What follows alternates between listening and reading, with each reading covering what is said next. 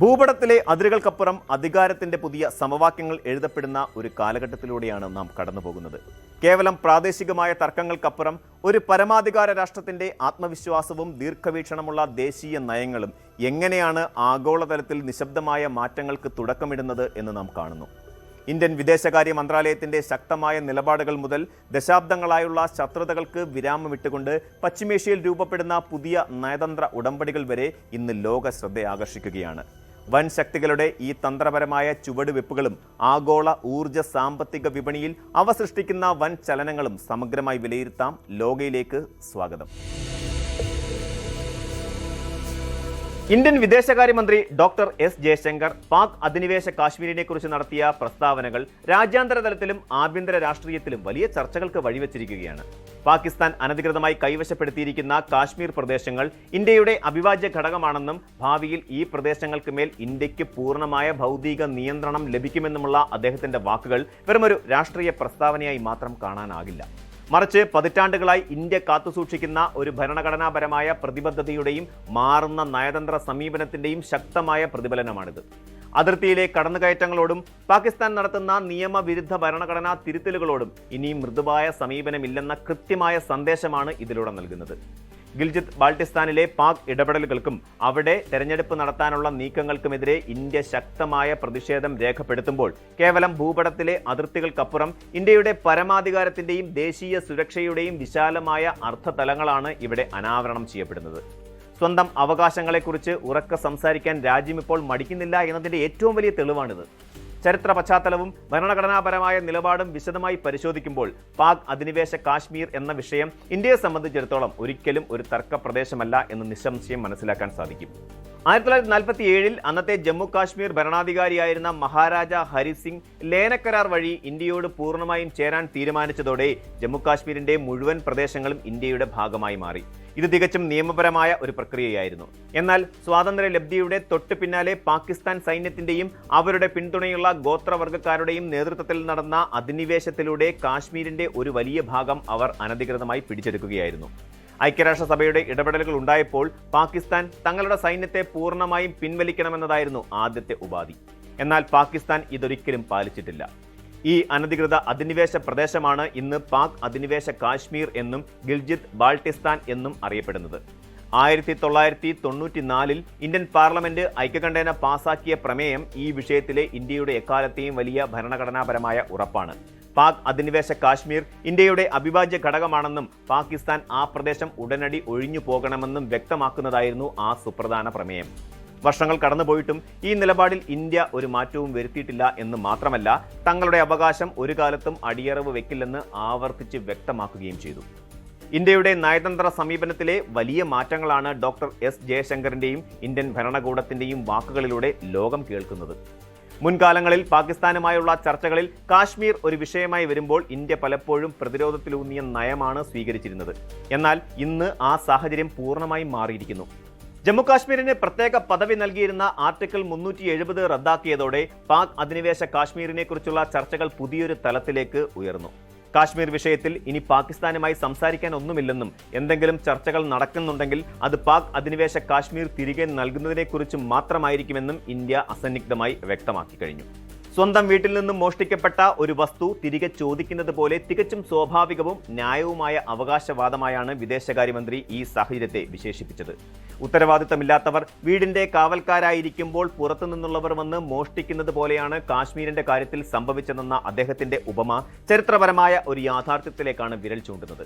ജനങ്ങൾക്കിടയിൽ നിന്നും ബോധപൂർവം മറവിയിലേക്ക് തള്ളപ്പെട്ടിരുന്ന ഈ വിഷയം ഇപ്പോൾ വീണ്ടും ജനങ്ങളുടെ ചിന്തകളിലേക്ക് കൊണ്ടുവരാൻ പുതിയ നയതന്ത്ര സമീപനത്തിന് സാധിച്ചിട്ടുണ്ട്. നമ്മുടെ ഭൂപടങ്ങളിൽ കഴിഞ്ഞ 7 പതിറ്റാണ്ടിലേറെയായി ആ പ്രദേശങ്ങൾ ഉൾപ്പെട്ടിട്ടുണ്ട്. അതിനാൽ തന്നെ അവിടെ ഭൗതികമായ നിയന്ത്രണം കൊണ്ടുവരിക എന്നത് ഏതൊരു പരമാധികാര രാജ്യത്തിന്റെയും അന്തിമ ലക്ഷ്യമായിരിക്കും. ഗിൽജിത്ത് ബാൾട്ടിസ്ഥാന്റെ തന്ത്രപ്രധാനമായ പ്രാധാന്യം ഈ വിഷയത്തെ കൂടുതൽ സങ്കീർണവും ഗൗരവതരവുമാക്കുന്നുണ്ട്. ഭൂമിശാസ്ത്രപരമായി നോക്കുമ്പോൾ അഫ്ഗാനിസ്ഥാൻ, ചൈന തുടങ്ങിയ രാജ്യങ്ങളുമായി നേരിട്ട് അതിർത്തി പങ്കിടുന്ന ഈ പ്രദേശം അതിവിശാലമായ സൈനിക സാമ്പത്തിക പ്രാധാന്യമുള്ള ഒന്നാണ്. ഇതിൽ ഏറ്റവും പ്രധാനപ്പെട്ട വെല്ലുവിളി ചൈന പാകിസ്ഥാൻ സാമ്പത്തിക ഇടനാഴി എന്ന വമ്പൻ പദ്ധതിയാണ്. ഇന്ത്യയുടെ പൂർണ്ണ അധികാരമുള്ള ഈ പ്രദേശത്ത് കൂടിയാണ് കോടിക്കണക്കിന് ഡോളറിന്റെ ഈ പദ്ധതി കടന്നു പോകുന്നത് എന്നത് ഇന്ത്യയെ സംബന്ധിച്ചിടത്തോളം പരമാധികാരത്തിന്മേലുള്ള നേരിട്ടുള്ള കടന്നുകയറ്റമാണ്. തങ്ങളുടെ പരമാധികാരത്തെയും അഖണ്ഡതയെയും മാനിക്കാതെയാണ് ചൈനയും പാകിസ്ഥാനും ചേർന്ന് ഈ പദ്ധതി നടപ്പിലാക്കുന്നതെന്ന് ഇന്ത്യ പലതവണ ഐക്യരാഷ്ട്രസഭ ഉൾപ്പെടെയുള്ള അന്താരാഷ്ട്ര വേദികളിൽ അസന്നിഗ്ധമായി ചൂണ്ടിക്കാണിച്ചിട്ടുണ്ട്.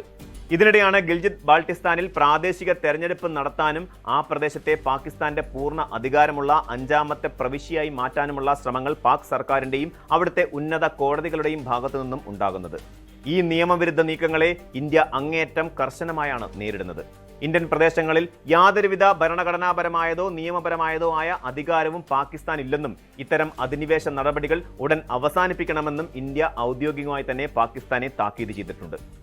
നിയമവിരുദ്ധമായ കയ്യേറ്റങ്ങളിലൂടെ ആ പ്രദേശത്തിന്റെ ജനസംഖ്യാ ഘടനയിലും രാഷ്ട്രീയ സ്വഭാവങ്ങളിലും കൃത്രിമമായ മാറ്റം വരുത്താനുള്ള പാകിസ്ഥാന്റെ ഗൂഢശ്രമങ്ങൾ ഒരു കാരണവശാലും അംഗീകരിക്കാനാവില്ല. പാക് അധിനിവേശ കാശ്മീരിലെ ആഭ്യന്തര പ്രതിസന്ധികളും തുടർച്ചയായ മനുഷ്യാവകാശ ലംഘനങ്ങളും അന്താരാഷ്ട്ര സമൂഹം വേണ്ടത്ര ശ്രദ്ധിക്കാത്ത എന്നാൽ പ്രാധാന്യമർഹിക്കുന്ന വലിയൊരു വിഷയമാണ്. ഇന്ത്യയുടെ ഭാഗമായ ജമ്മു കാശ്മീരിൽ കഴിഞ്ഞ കുറച്ച് വർഷങ്ങളായി ജനാധിപത്യ പ്രക്രിയകളും വലിയ തോതിലുള്ള അടിസ്ഥാന സൗകര്യ വികസന പ്രവർത്തനങ്ങളും ദ്രുതഗതിയിൽ നടക്കുമ്പോൾ നിയന്ത്രണ രേഖയ്ക്ക് അപ്പുറമുള്ള ജനങ്ങളുടെ ജീവിതാവസ്ഥ തികച്ചും പരിതാപകരവും ദയനീയവുമാണ്.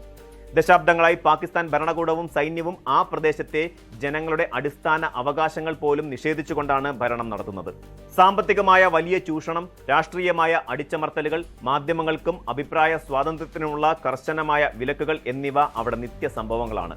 വൻതോതിൽ ജലവൈദ്യുത പദ്ധതികളും പ്രകൃതി വിഭവങ്ങളുമുള്ള ഈ പ്രദേശത്തു നിന്നും കോടിക്കണക്കിന് രൂപയുടെ വരുമാനം പാകിസ്ഥാൻ ഭരണകൂടം ഉണ്ടാക്കുന്നുണ്ടെങ്കിലും അതിന്റെ വളരെ ചെറിയൊരു ശതമാനം പോലും അവിടുത്തെ സാധാരണക്കാരായ ജനങ്ങളുടെ അടിസ്ഥാന ക്ഷേമത്തിനായി ഉപയോഗിക്കുന്നില്ല എന്ന വലിയ രോഷം ആ ജനങ്ങൾക്കിടയിൽ തന്നെയുണ്ട്. ഉയർന്ന വിലക്കയറ്റം, കുടിവെള്ളക്ഷാമം, വൈദ്യുതി മുടക്കം എന്നിവയ്ക്കെതിരെ പാക് അധിനിവേശ കാശ്മീരിലെ തെരുവുകളിൽ അടുത്തിടെ നടന്ന വൻ ജനകീയ പ്രക്ഷോഭങ്ങൾ ഇതിന്റെ ഏറ്റവും വലിയ ഉദാഹരണങ്ങളാണ്. ഇന്ത്യയുടെ ജനാധിപത്യ സംവിധാനത്തിന്റെ കരുത്തും അവിടെ നടക്കുന്ന അത്യാധുനിക വികസനങ്ങളും പാക് അധിനിവേശ കാശ്മീരിലെ ജനങ്ങൾ ഇന്ന് സമൂഹ മാധ്യമങ്ങളിലൂടെയും മറ്റും തിരിച്ചറിയുന്നുണ്ട്. സ്വന്തം പൗരന്മാർക്ക് സമാധാനപരമായി ജീവിക്കാനുള്ള സാഹചര്യം ഒരുക്കുന്നതിൽ പാകിസ്ഥാൻ പൂർണ്ണമായും പരാജയപ്പെട്ടുവെന്ന സത്യം ഇപ്പോൾ മറച്ചുപിടിക്കാനാവാത്ത വിധം പുറത്തു വന്നിരിക്കുന്നു.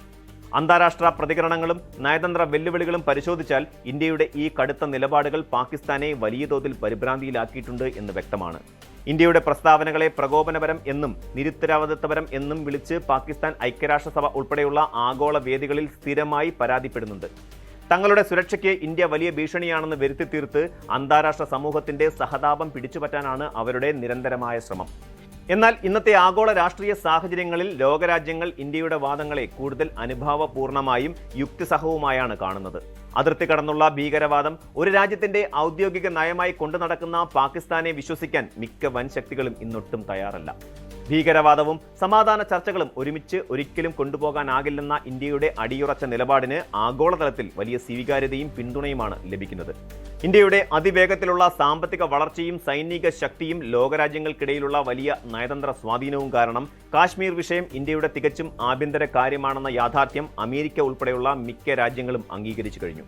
മാത്രമല്ല, ഭീകരവാദം അവസാനിപ്പിക്കാത്ത പക്ഷം സിന്ധു നദീജല കരാർ ഉൾപ്പെടെയുള്ള വിഷയങ്ങളിൽ ഇന്ത്യ കർശന നിലപാടുകളിലേക്ക് കടക്കുമെന്ന മുന്നറിയിപ്പും പാകിസ്ഥാനെ സാമ്പത്തികമായും നയതന്ത്രപരമായും കൂടുതൽ പ്രതിരോധത്തിലാക്കിയിട്ടുണ്ട്. ചുരുക്കത്തിൽ പാക് അധിനിവേശ കാശ്മീർ തിരികെ ലഭിക്കുക എന്നത് ഇന്ത്യയെ സംബന്ധിച്ചിടത്തോളം കേവലം ഒരു വൈകാരികമായ പ്രാദേശിക മോഹമല്ല, മറിച്ച് അത്യന്താപേക്ഷിതമായ ഒരു ചരിത്രപരമായ നീതി നടപ്പാക്കലാണ്. ഇന്ത്യൻ വിദേശകാര്യമന്ത്രിയുടെ വാക്കുകൾ കൃത്യമായി വ്യക്തമാക്കുന്നത് പോലെ ഒരു കാലത്ത് നയതന്ത്ര മര്യാദകളുടെ പേരിൽ ജനങ്ങൾ മറന്നുപോയിരുന്ന അല്ലെങ്കിൽ മാറ്റിവെച്ചിരുന്ന ഈ വിഷയം ഇപ്പോൾ വീണ്ടും സജീവവും ശക്തവുമായ ചർച്ചകളിലേക്ക് തിരികെ വന്നിരിക്കുകയാണ്.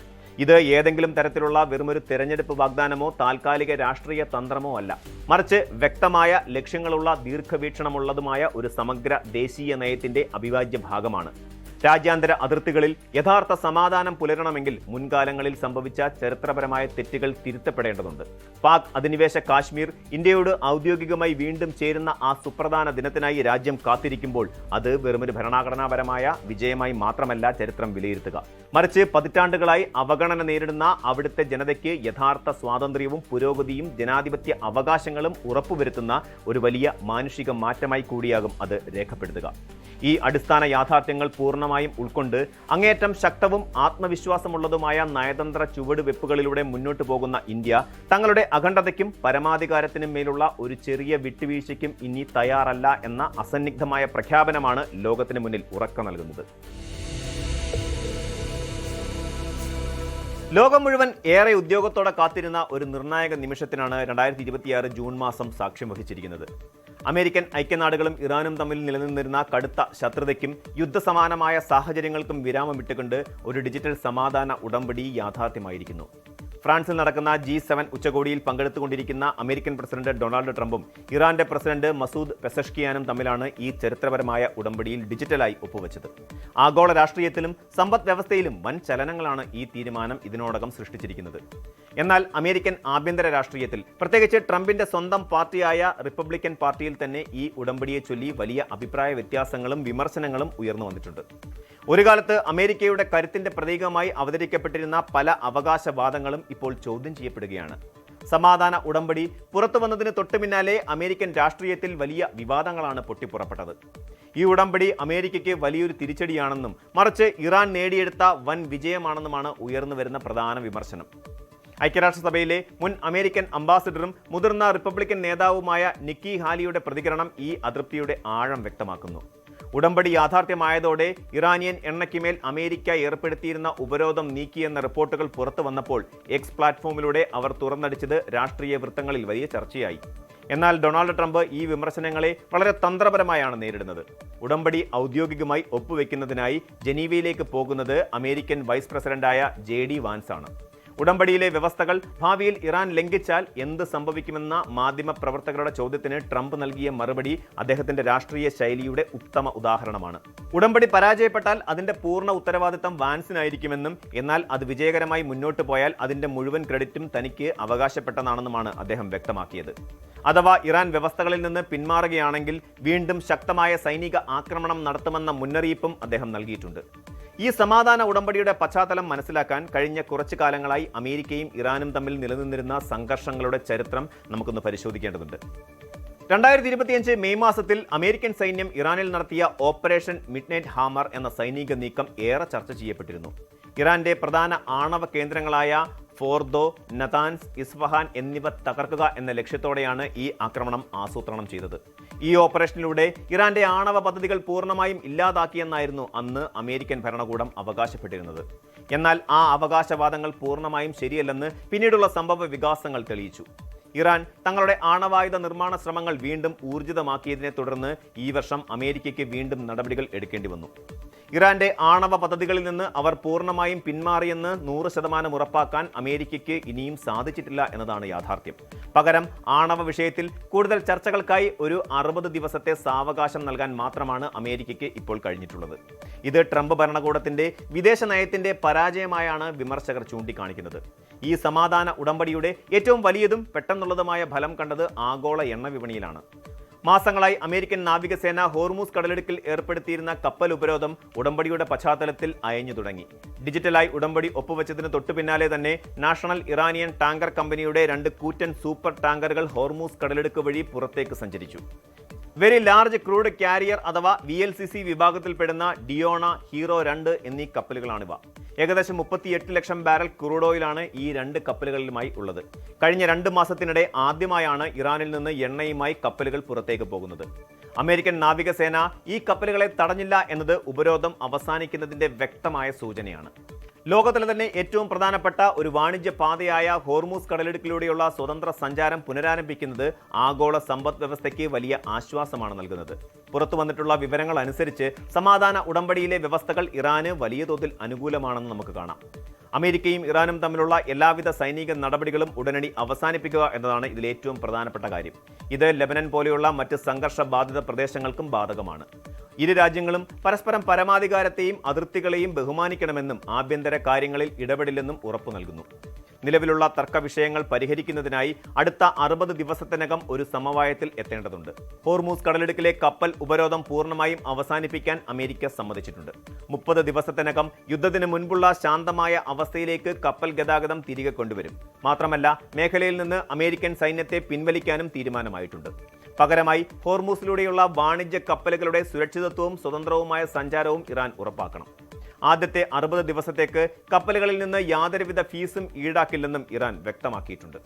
ഇറാന്റെ പുനരുദ്ധാരണ പ്രവർത്തനങ്ങൾക്കായി അമേരിക്കയും സഖ്യകക്ഷികളും ചേർന്ന് $30,000 കോടി നിക്ഷേപിക്കണമെന്നുള്ളതാണ് മറ്റൊരു സുപ്രധാനമായ വ്യവസ്ഥ.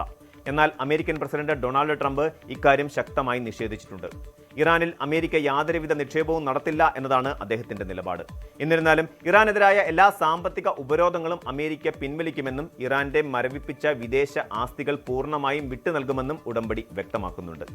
സമാധാന ഉടമ്പടി ഔദ്യോഗികമായി ഒപ്പുവെക്കുന്നതോടെ ഇറാനിയൻ എണ്ണയ്ക്കുമേലുള്ള ഉപരോധം പൂർണ്ണമായും ഇല്ലാതാകും. ഇതിനെല്ലാം പകരമായി ഇറാൻ തങ്ങളുടെ ആണവായുധ നിർമ്മാണ പദ്ധതികൾ പൂർണ്ണമായും ഉപേക്ഷിക്കണം, നിലവിലുള്ള യുറേനിയം ശേഖരം നശിപ്പിക്കുകയോ സുരക്ഷിതമായ മറ്റൊരിടത്തേക്ക് മാറ്റുകയോ വേണം. ഈ പ്രക്രിയകൾ രാജ്യാന്തര ആറ്റോമിക് എനർജി ഏജൻസിയുടെ മേൽനോട്ടത്തിലായിരിക്കും നടക്കുക. അന്തിമ ഉടമ്പടി പ്രാബല്യത്തിൽ വരുന്നത് ഐക്യരാഷ്ട്രസഭയുടെ സുരക്ഷാ സമിതിയുടെ ഔദ്യോഗിക പ്രമേയത്തിലൂടെയായിരിക്കും.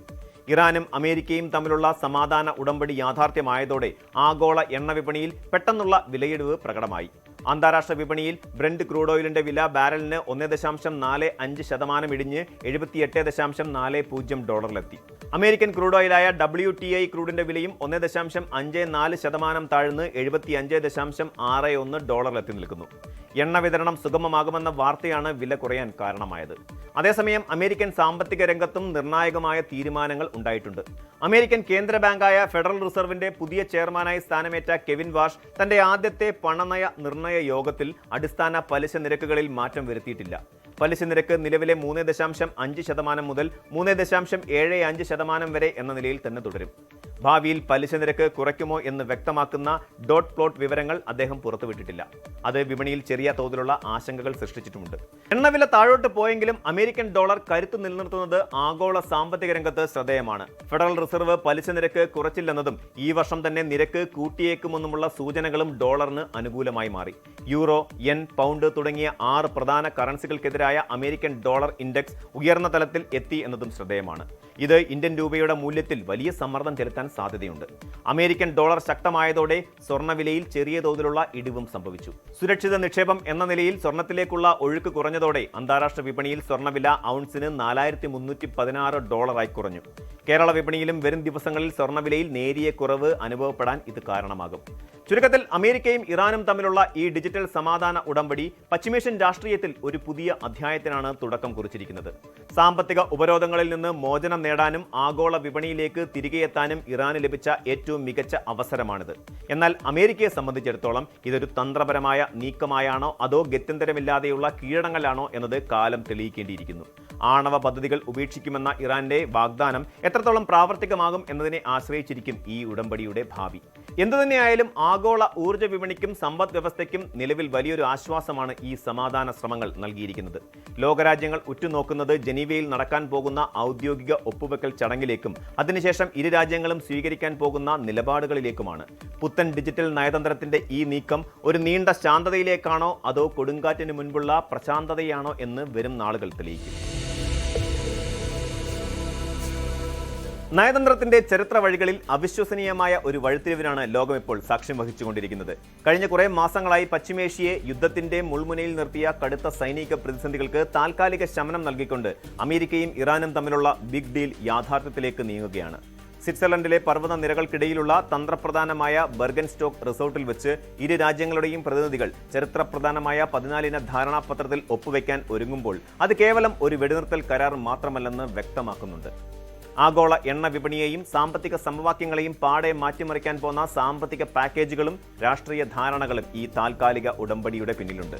പതിറ്റാണ്ടുകളായി തുടരുന്ന ശത്രുതയും ഇക്കഴിഞ്ഞ ഫെബ്രുവരിയിൽ മുതൽ പടർന്നു പന്തലിച്ച നേരിട്ടുള്ള യുദ്ധ സാഹചര്യങ്ങളും അവസാനിപ്പിക്കാൻ പാകിസ്ഥാനും ഖത്തറും നടത്തിയ തീവ്ര ശ്രമങ്ങളാണ് ഈ നയതന്ത്ര മുന്നേറ്റത്തിന് വഴിയൊരുക്കിയത്. ഈ ധാരണാപത്രത്തിലെ ഏറ്റവും ചർച്ചാ വിഷയമായ ഘടകം ഇറാനിലെ പുനർനിർമ്മാണ പ്രവർത്തനങ്ങൾക്കായി നീക്കിവച്ചിരിക്കുന്ന $30,000 കോടി ഭീമമായ സാമ്പത്തിക പാക്കേജാണ്. ഇസ്രയേലും അമേരിക്കയും നടത്തിയ സൈനിക നീക്കങ്ങളിൽ തകർന്നടിഞ്ഞ ഇറാന്റെ അടിസ്ഥാന സൗകര്യങ്ങൾ പുനഃസ്ഥാപിക്കാൻ ഇത്രയും വലിയ തുക നൽകുമെന്ന് കരാർ വ്യവസ്ഥകൾ സൂചിപ്പിക്കുന്നു. എന്നാൽ ഈ പണം അമേരിക്ക നേരിട്ട് നൽകില്ലെന്നതാണ് ഇതിന്റെ പിന്നിലെ യഥാർത്ഥ തന്ത്രം. ഗൾഫ് രാജ്യങ്ങളുടെ കൂട്ടായ്മയായ ഗൾഫ് കോസ്റ്റ് കൊളീഷൻ ആയിരിക്കും ഈ വൻതുക ഇറാനിൽ നിക്ഷേപിക്കുക.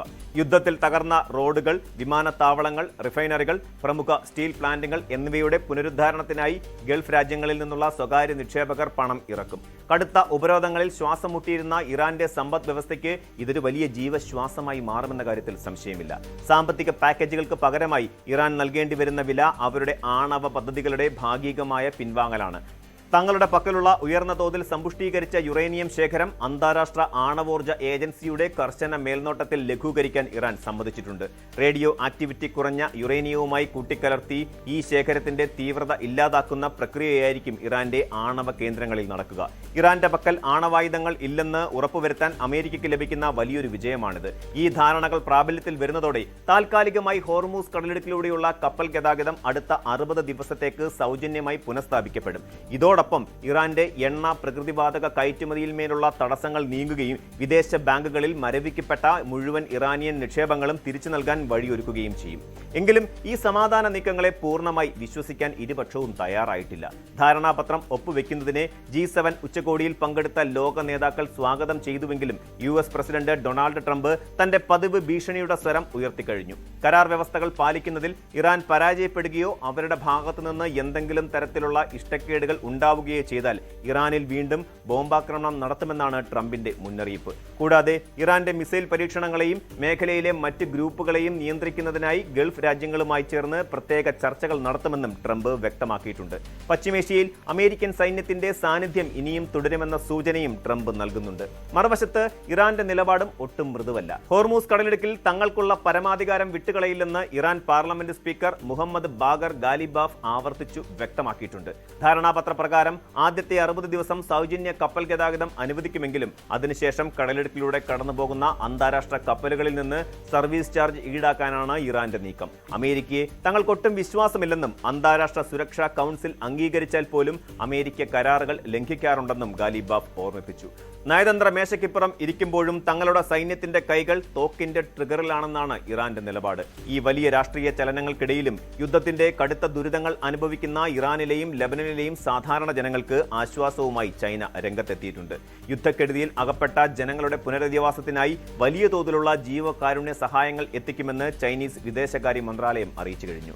നേരത്തെ US ആക്രമണത്തിൽ ഇറാനിലെ ഒരു പ്രൈമറി സ്കൂളിൽ കുട്ടികൾ കൊല്ലപ്പെട്ട സംഭവത്തിൽ ചൈന അടിയന്തര സഹായങ്ങൾ എത്തിച്ചിരുന്നു. നിലവിലെ കരാർ വ്യവസ്ഥകൾ പ്രകാരം ലെബനന്റെ പരമാധികാരവും അതിർത്തി സുരക്ഷയും ഉറപ്പുവരുത്താൻ ഇസ്രയേൽ ബാധ്യസ്ഥരാകും. ഇത് ഇസ്രയേൽ പ്രധാനമന്ത്രി ബെഞ്ചമിൻ നെതന്യാഹുവിന് വലിയ രാഷ്ട്രീയ തിരിച്ചടിയാണ് നൽകിയിരിക്കുന്നത്. നെതന്യാഹു ഇതിനെതിരെ പരസ്യമായി രംഗത്ത് വന്നു കഴിഞ്ഞിട്ടുമുണ്ട്. അടുത്ത 60 ദിവസങ്ങളിൽ സ്വിറ്റ്സർലൻഡിൽ നടക്കാനിരിക്കുന്ന കൂടുതൽ ചർച്ചകളിലായിരിക്കും പശ്ചിമേഷ്യയുടെ അന്തിമ ഭാവി നിർണ്ണയിക്കുക.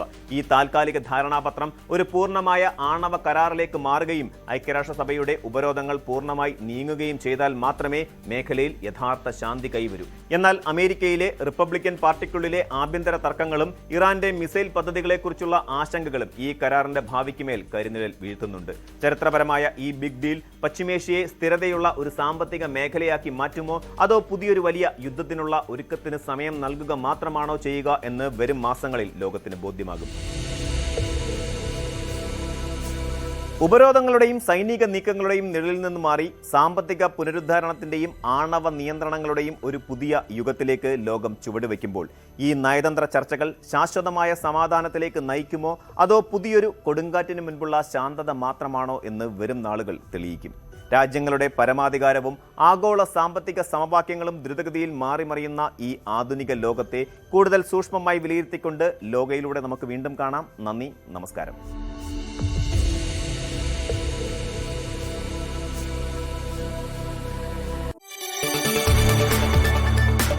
കൂടുതൽ വാർത്തകൾക്ക് News 18 Keralam YouTube channel subscribe ചെയ്യുക.